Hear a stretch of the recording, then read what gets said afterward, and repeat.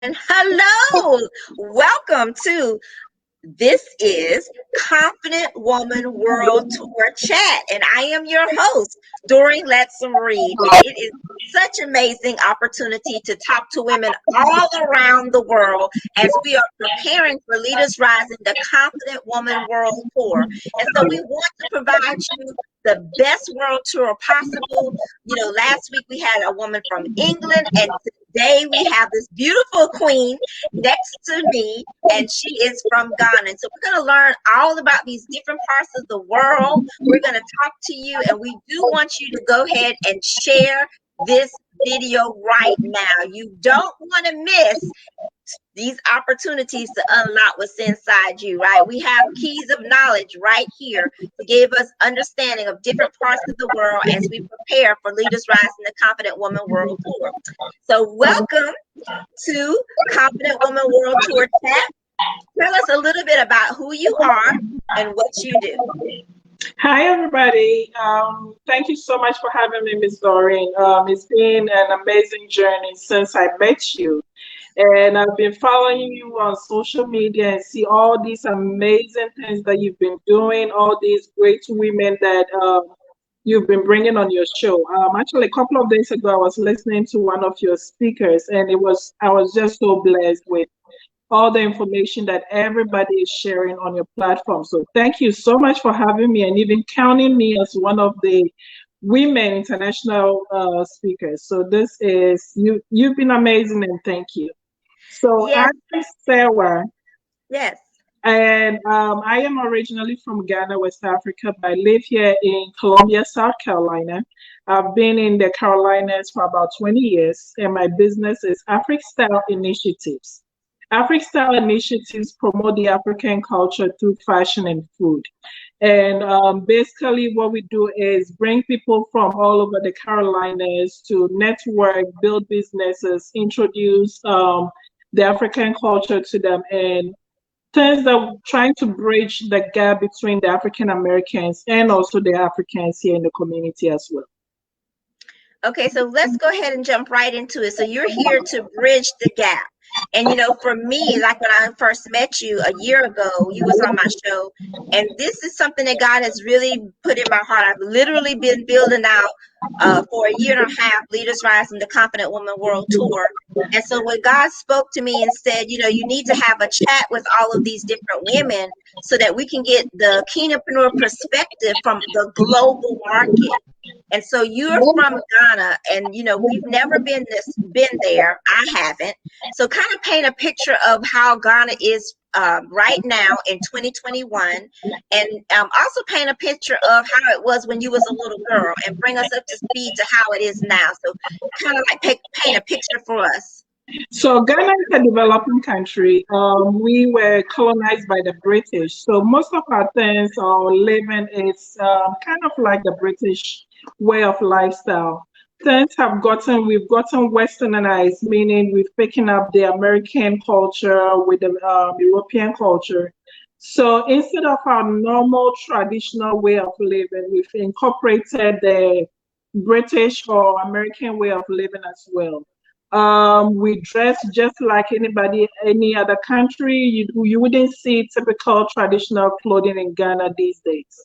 People still go to work with both tie suits. We have formal weddings where we do the all white. So Ghana has developed a lot over the years. Now, in terms of growing up, both parents were ministers, and so I was raised in a church. Growing up, I've always been in front of a congregation, talking to people. So I guess I was just raised to be in front of confident. people. You was raised to be confident. So I had no choice. It was something that was introduced to me very early. In terms of business, that wasn't in my plan. I never dreamt of having a business. My mom worked in the bank while she was a very dynamic woman of God.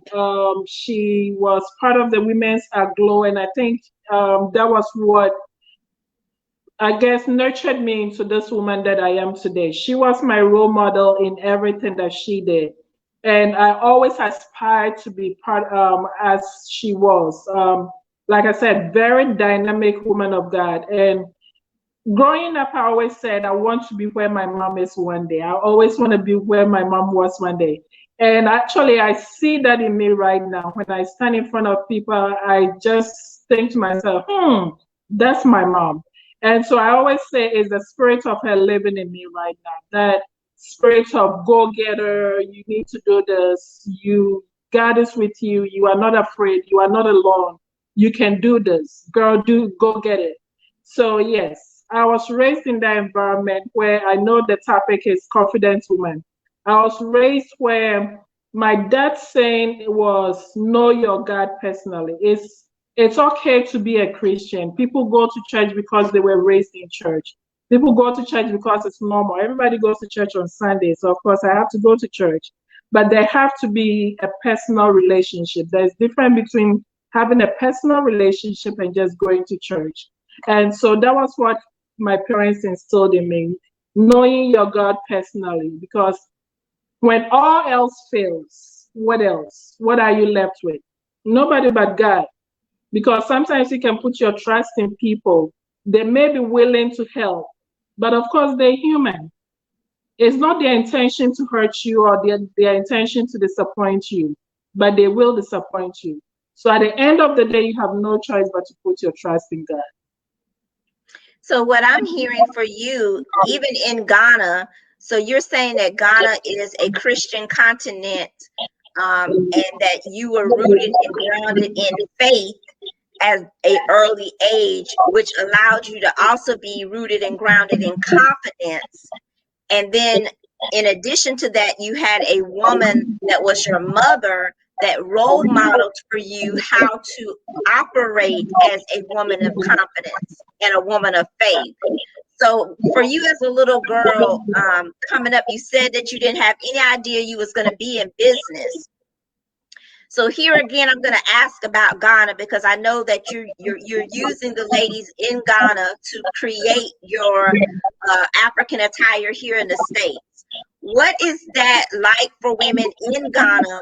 You know, you're a woman, you're in business, and you're a Christian. So those are three different categories. What is that like right now on, you know, May the 27th, 2021, for women in Ghana? So things have changed right now. People, everybody wants to be financially stable or have financial freedom. So we've had women understanding what it means to be an entrepreneur. Also, women are finding themselves. When I say finding themselves, back in the day, they thought women's place was in the kitchen, and that's all we knew. That's all our grandparents knew. Thanks to education and, of course, being advanced in our living. Everybody wants to be financially stable on their own. They want to have something that they can call their own. So entrepreneurship has become very common in Ghana. We have women groups that promote entrepreneurship among women. Women are providing education for one another. One of the things that I went to growing up was I had no idea what I wanted to do when I grow up. And it took me the longest to come to the realization that whatever I was doing or living was actually my calling. And so part of my business is to fish out women who have a knowledge or a talent but need financial startup or financial support to be able to establish whatever they're doing. And so I've been working with this group of women for the longest, I think as long as I've been in business. And what I do is support them financially, and they do provide items or create items that are sold through my business, and the money is recycled through the system to support other women as well. So that's a brilliant idea. You've given them structure, you're giving them confidence, you're increasing their faith, and you're making sure that women are being stabilized in Ghana.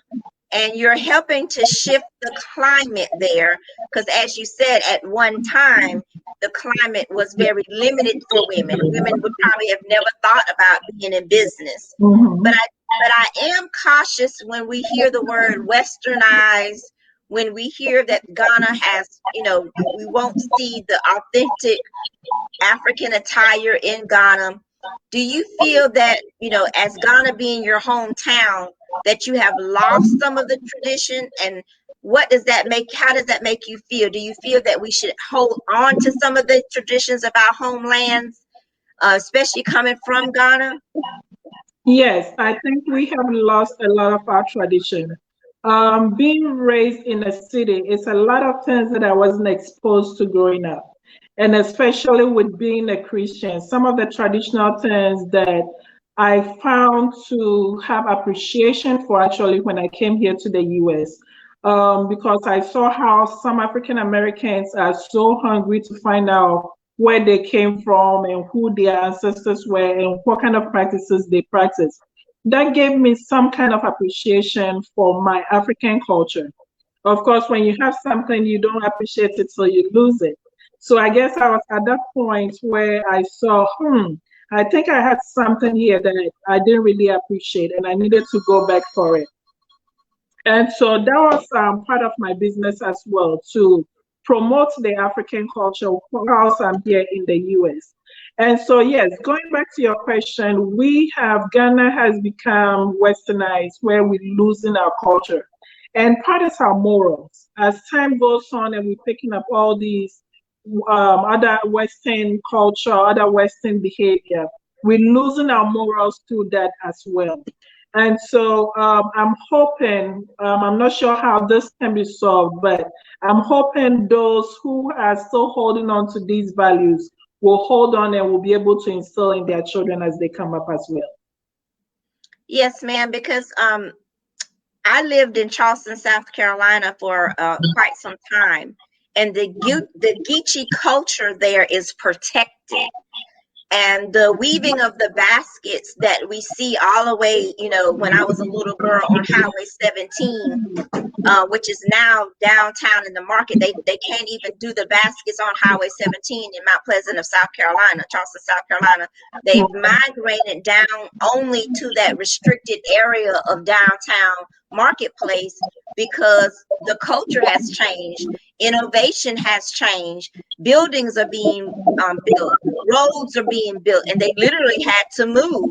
And so it was sad. It saddens me that when I used to go home and visit, I would always brag on the Geechee culture because that's where the baskets stem from. And the ancient generation art form was passed down.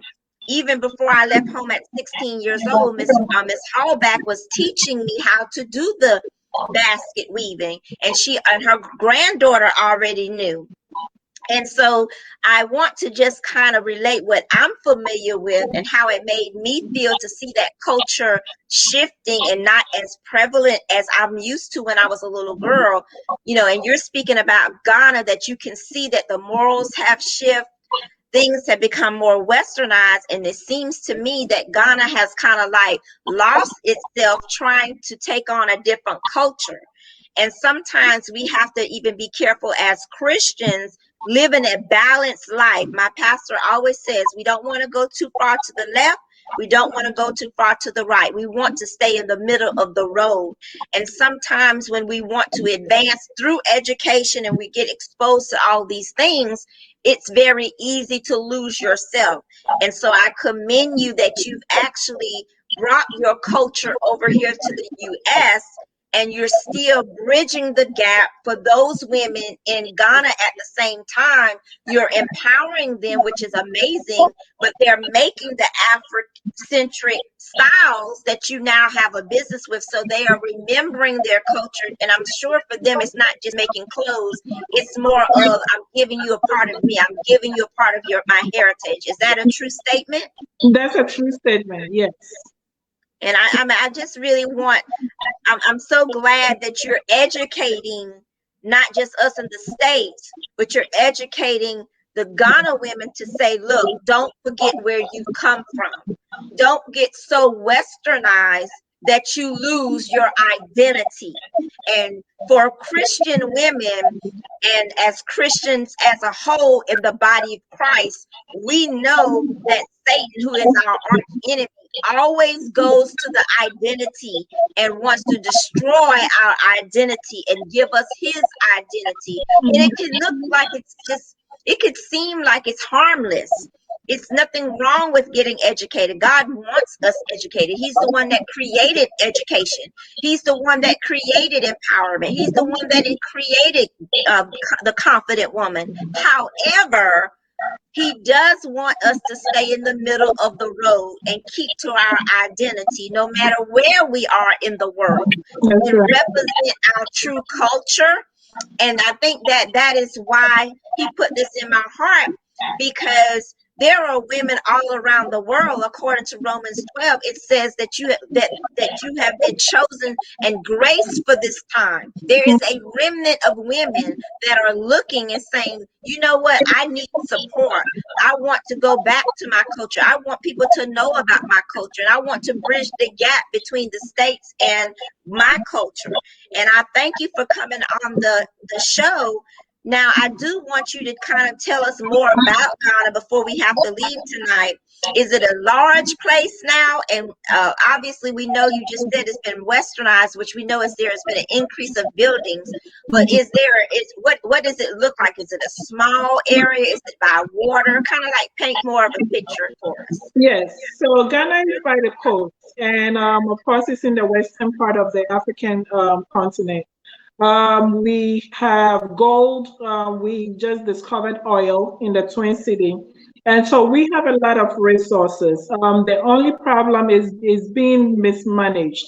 But if left alone, if we are able to work with these resources, Ghana would be one of the best African countries that you would know. And so we have African Americans from here moving back to Ghana specifically because actually it's one of the peaceful African countries now. There's been places that are being given to African Americans or actually foreigners to come for free and just establish so they can help build the economy, they can help establish jobs. So Ghana is growing. It has more opportunities as foreigners to go back home to just live, because most people are trying to find their heritage now, and when they find that they have some connection with Ghana, they are welcome home. Back in 2019, there was the return of to Africa, where African Americans went home to find us, of course, see where the slave trade happened. They were welcome to Ghana. People were able to stay back, establish businesses, build homes. And so it's a very nice place to visit. I've had a couple of friends that are planning to move back, Americans actually, moving to Ghana to settle. So I would recommend it to anybody. In a couple of years, I plan on moving back home as well, because home is always home, regardless of even how bad it is. Ghana is where my heart is, and I would like to go back and just stay. Well, that's a beautiful story, and we thank you for sharing your story. And we are so excited to have this opportunity to provide, Divine Connection Network Association powers the Leaders Rise in the Confident Woman World Tour. And, I'm so excited that we're getting all of these interviews and these chats in leading up to the main event, which will be on July the 22nd and 23rd. And ladies, I do want to remind you that we will, again, let me put it here so that you can know, write it down, mark your calendar, do whatever you have to do.